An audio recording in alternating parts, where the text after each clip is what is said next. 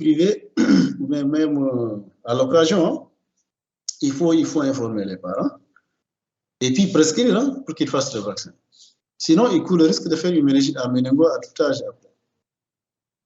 Donc, il faut informer les parents et puis prescrire. Descendez pour les autres vaccins. Diapo suivante.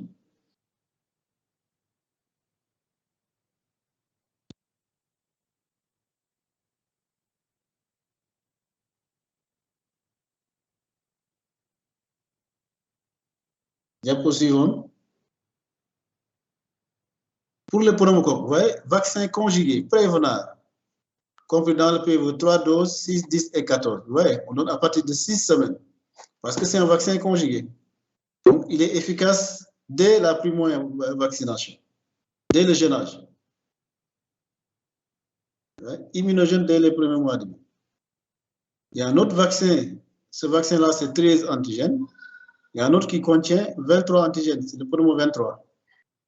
Mais puisqu'il n'est pas efficace avant 2 ans, on ne le donne pas.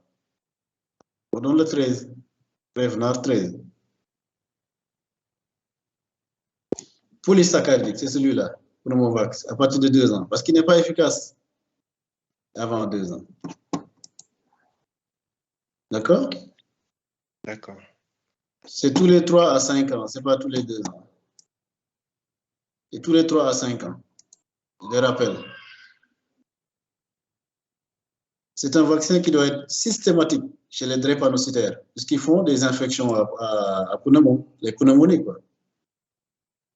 De même que le vaccin contre les salmonelles, le vaccin Tifim, ces 2 vaccins doivent être obligatoires chez les drépanocytaires. D'accord? D'accord. D'accord, professeur. Diapo suivante.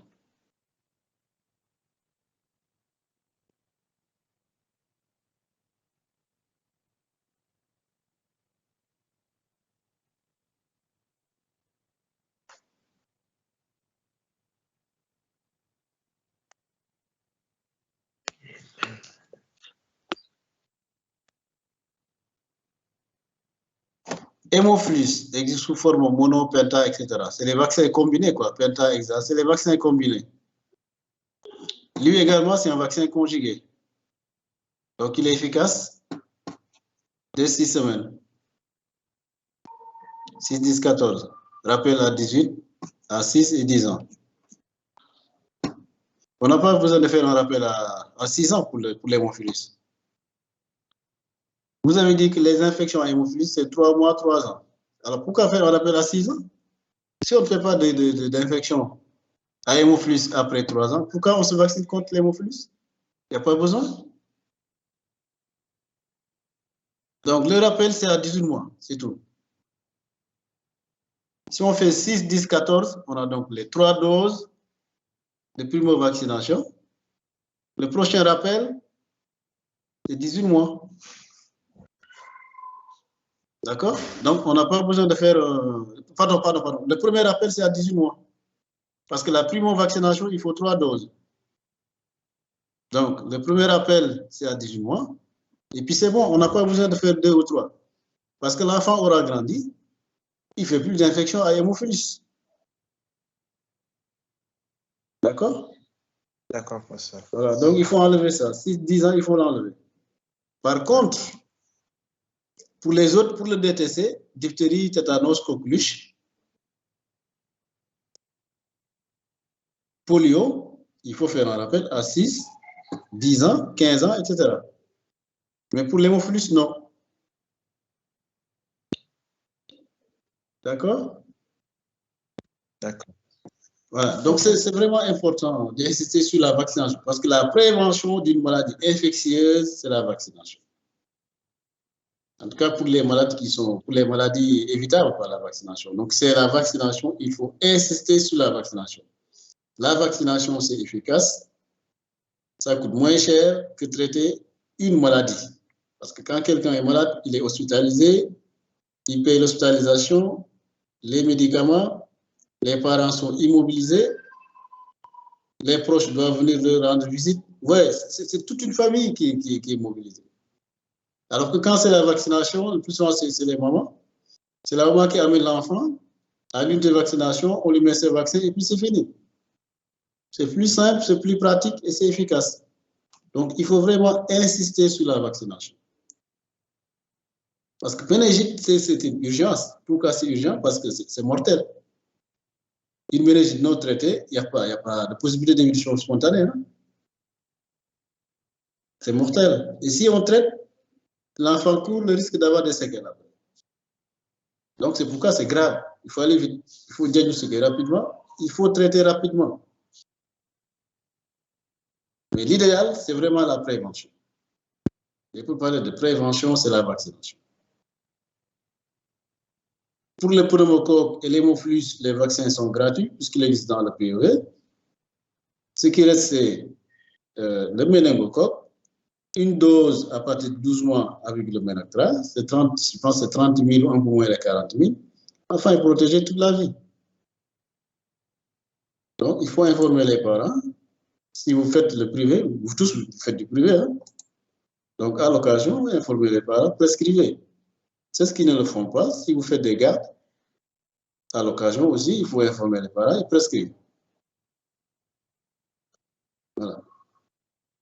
Donc, pour résumer, sur les méningites, comme je l'ai dit tantôt, c'est une urgence. C'est vraiment une urgence.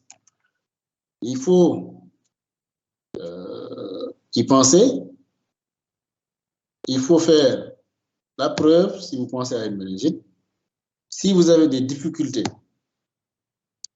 pour faire la preuve, c'est-à-dire pour faire une fonction lombaire correcte avec LCR, analyse macro, cyto et chimie, il faut commencer le traitement. C'est moins grave de traiter par excès que de passer à côté d'une méningite. C'est à la limite criminelle de ne pas traiter comme une méningite si vous pensez à ce diagnostic-là. Donc, vraiment, ça, c'est une faute si vous le faites. Les signes cliniques varient en fonction de l'âge, comme vous l'avez dit, comme vous l'avez fait. Les nouveau-nés, les signes sont non spécifiques. D'accord? Ça peut être des signes neurologiques, ça peut être des signes respiratoires, ça peut être des signes digestifs, ça peut être des signes cutanés. Ce n'est pas spécifique. Un enfant qui refuse de téter ou qui a un ballonnement abdominal, qui a une fièvre, un nouveau-né, il peut s'agir d'une méningite. S'il a une détresse, il peut s'agir d'une méningite. S'il n'a que de la fièvre, il peut s'agir d'une méningite. Donc, il faut y penser, faites soit la ponction lombaire, ou bien commencer le traitement comme une méningite et faire le bilan. Le nourrisson, le signe le plus précoce et spécifique, c'est la fièvre. Une fièvre élevée chez le nourrisson, sans cause évidente, si vous ne trouvez pas de foyer, ORL ou diète, etc., il faut penser à la méningite. Alors, c'est vrai, la paire peut-être va se discuter. Devant une fièvre isolée, est-ce que je dois faire une paire ou je ne dois pas la faire? Ce qui vous permet de renforcer donc, votre option, votre orientation à faire une paire, c'est le bilan biologique, la numération et la CRP. Si vous avez une forte fièvre chez un nourrisson,